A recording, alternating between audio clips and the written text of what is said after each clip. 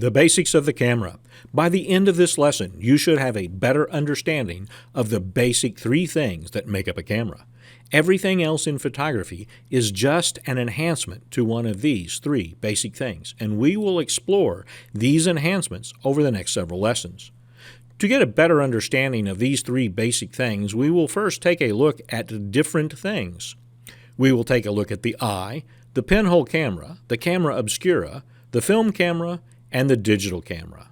The most basic parts of all cameras are light, lens, and recording media. That's it. Light. While light really has nothing to do with the camera, it must be present in some form for a camera to work. The very name of the technique is photography, and that means light writing. Next, the light has to pass through a lens, and lenses come in many different forms. Lenses can be extremely simple, and they can be rather complex, and we will explore this later.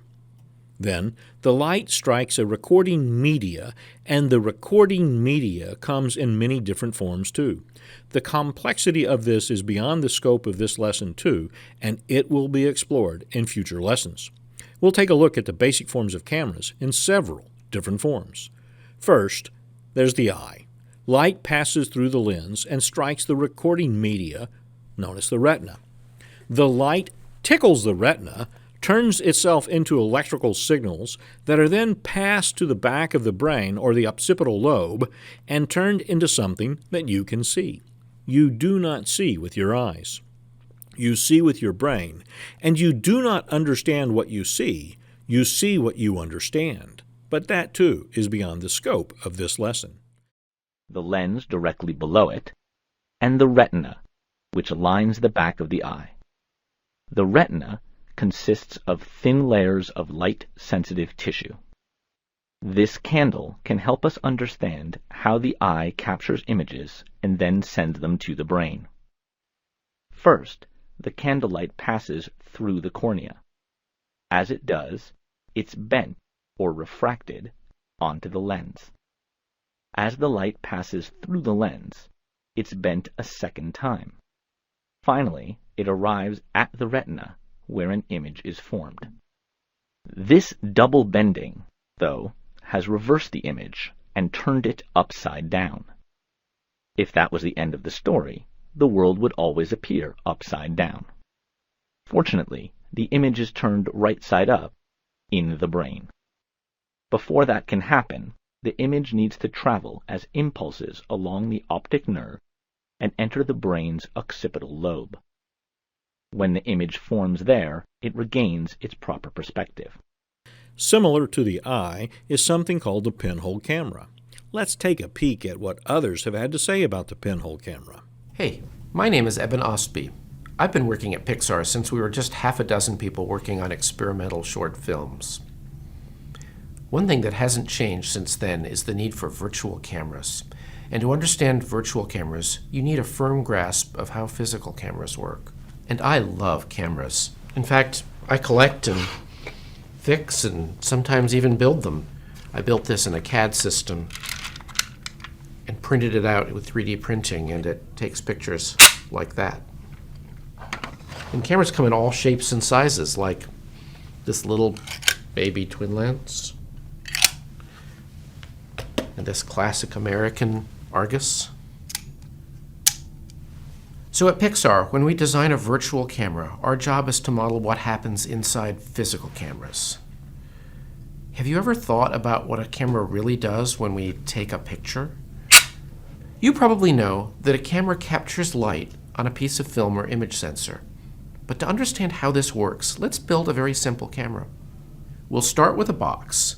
This is our camera body, and a single piece of paper, which represents our image sensor or film. We'll call this the image plane. You know what? Let's do this at a larger scale, like using an office as our box. Our scene is now outside the window, and our image plane is the opposite wall. We don't see a clear image. The problem is any point on our image plane is getting hit by light from everywhere in the scene. What we want is for each point on our image plane to be hit by light from a tiny region of the scene. Look at what happens if we cover up the window except for a little hole. We call this small hole the aperture of our camera. If you wait a few minutes for your eyes to adjust, voila, an image. The reason it works is because the aperture only lets certain light rays through. At this point, here, on the image plane, only light rays from one direction can make it through the aperture. And those light rays come from light bouncing off this place in the scene. So the aperture is filtering out any light rays that don't come from the right direction. This simple camera design is known as a pinhole camera. If we replaced the back wall of the room with a great big sheet of photographic film, we could take a great picture that way. Did you know that the word camera comes from the Latin word for room? The first cameras were known as camera obscura, meaning darkened room. They were, in fact, room size, like our office.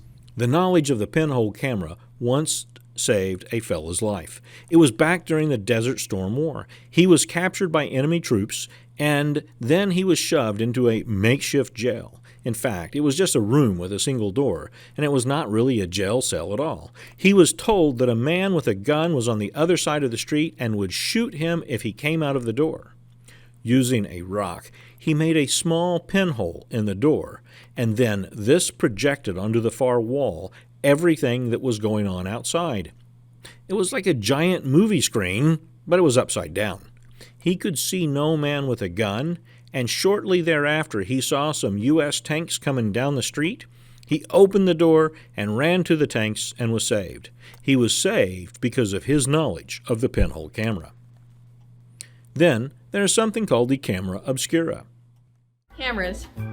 Use them every day, be it to check your teeth for food, take an artsy photo, or share a snapshot of what you're doing with all of your friends. As a whole, mankind has taken around 3.8 trillion photos ever, 10% of which were taken in the past 12 months. But have you ever considered how the camera came about in the first place? It begins with the human desire to capture reality. Drawing and painting were initially developed as a way to imitate and represent certain aspects of our surroundings. To assist in capturing this reality, they began with this, the camera obscura. The idea of the camera obscura is seen as early as the 4th century BC through the writings of an old Chinese philosopher, Mozi. Over the next millennia, it had been used by many a person, from Roger Bacon to Leonardo da Vinci. This camera does not capture images per se, but rather manipulates them. The light that is reflected off an external structure, for example, a building, comes into a room or box with a small hole in the side. The light, due to optical inversion, is then reflected upside down inside the box, in complete detail and color. Here is a real-life example of a camera obscura. As you can see, a hole has been cut into the wall, and the images from the outside have been reflected onto the inside. The camera obscura was among the first discoveries made in optics. Eventually, it led to various innovations, such as eyeglasses and laser beams. So how did we get something like this from the camera obscura? Let's go back to the Burgundy section of France, the year 1826. Joseph Niepce, a French inventor, had been experimenting with light-sensitive materials for quite some time. He was incapable as an artist, so he used his knowledge of chemistry to develop a bitumen solution, which he coated on a pewter plate and exposed to 8 hours of sunlight, capturing the first photograph known to mankind. After his death in 1833, Niepce's understudy, Louis Daguerre, took this idea and geared it towards public use in the form of a daguerreotype. This invention became vastly popular, but, as with any piece of technology, it had its issues. For one, during capture, each person would have to sit completely still for many minutes, hence why people in these photographs tend to look unhappy. It was difficult to hold a grin for the duration of the exposure, so many opted for a neutral face that sometimes came off as angry. With daguerreotypes, retaking an image really wasn't an option, so, in the year 1900, Kodak released this, the Kodak Brownie. The Brownie was the introduction to everyday photography as we know it today.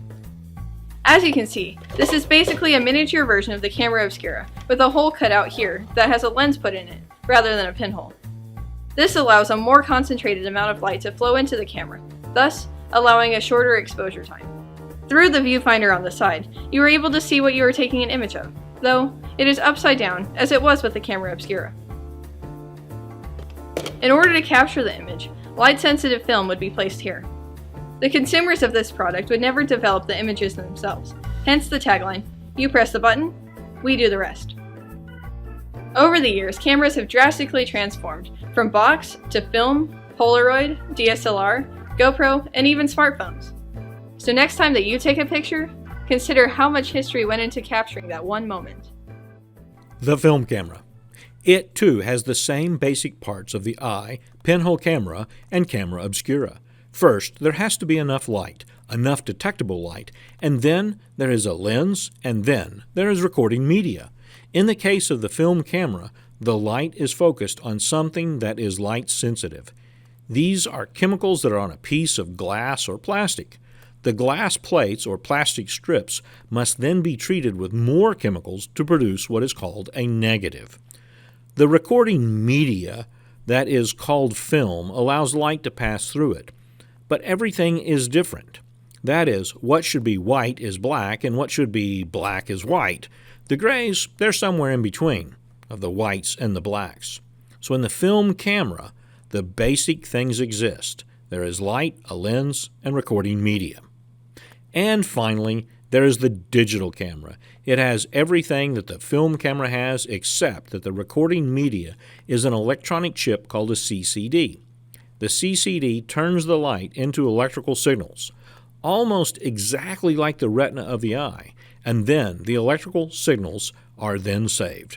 By now, you should have a basic understanding of the three main parts of a camera, and you should be able to answer or respond to the following. In a well-written format, respond to all of the questions and statements below. Name all three parts of the camera and briefly explain what each one does. Briefly explain how an eye works.